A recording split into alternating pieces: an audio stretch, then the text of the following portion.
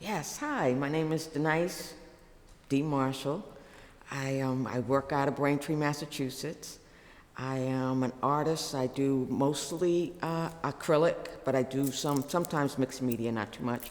I became an artist in an odd way. I was born writer, and so I raised my kids, and I always thought I would write a book. I would get back into writing, and then I got sick with granulomatosis with polyangiitis. And that was in 2016, and unfortunately, I lost my hearing, and I lost the ability to concentrate, so I wasn't able to write, and I started painting. They sent me home after 28 days in the hospital. They didn't think I was gonna make it, and so I started painting just to watch the paint dry, really. That was the thing that I was doing, and I did abstracts, and after a year or so, I started to want to paint myself and did some self-portrait type of things, and then eventually I do the work that you see my work now is just daily. I like to paint people doing day-to-day activities and showing that we're all alike, and so I'll do a lot of community type of scenes. It's about being inclusive and people all being together and being one and remembering that we are more alike than we are different.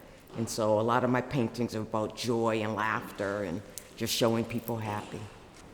Last year, I was fortunate enough to hear about a call for art, and it was being done by BIPOC, so Black, Indigenous, people of color. And I submitted my work, and I was selected. So lucky me, and a very, very wonderful woman named Ashley Corinne from Washington, D.C., was curating it, and that's how I got involved with New Art Center. It's shown me community, and it accepted me, and so I need to go back a little bit. When I first started painting, 2016, and then in 2019, I wanted to show people my art. And a gallerist, a New York gallerist, looked at it and he said, "Oh, this is good stuff." And then he asked me where I'd gone to school and where I had trained and did I have a degree. And I have none of that because I've only been painting like 6-7 years.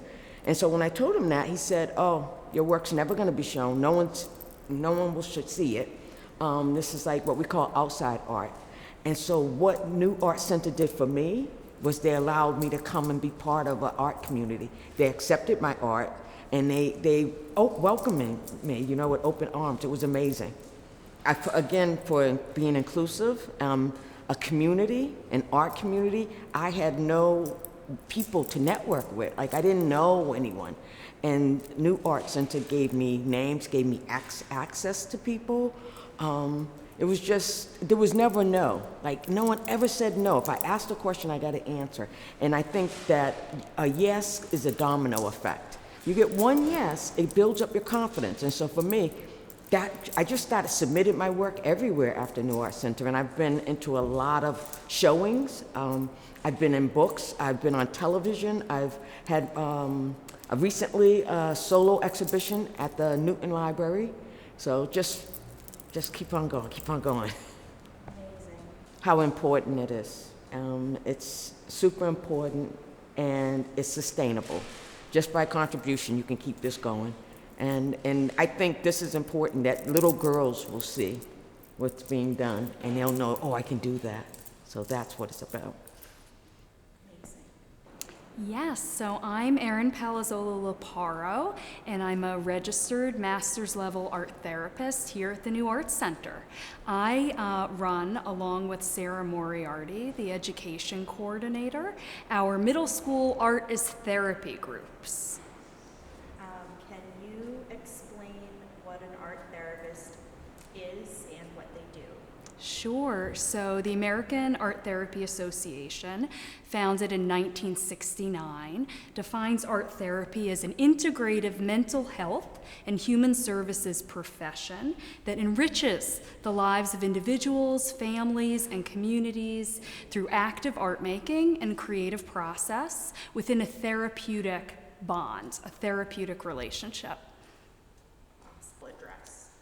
So with belief, research, and experience that art is healing, we focus on several things. We focus on improving mindfulness, enhancing emotional regulation, reducing anxiety, depression, and negative self-talk, coping with issues of grief and loss, and practicing positive feedback and social skills.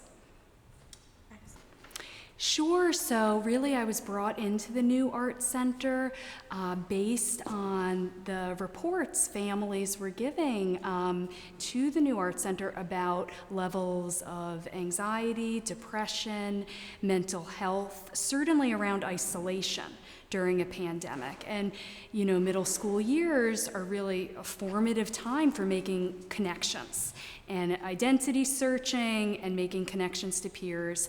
And so coming in with an artist therapy program, it really meets an intense need that is present and born out of the pandemic as well. Yeah, sure. So we take a strengths-based ego-building approach, both in individual and in collaborative art making here. And so we've created individual and group mandalas, sides of myself boxes.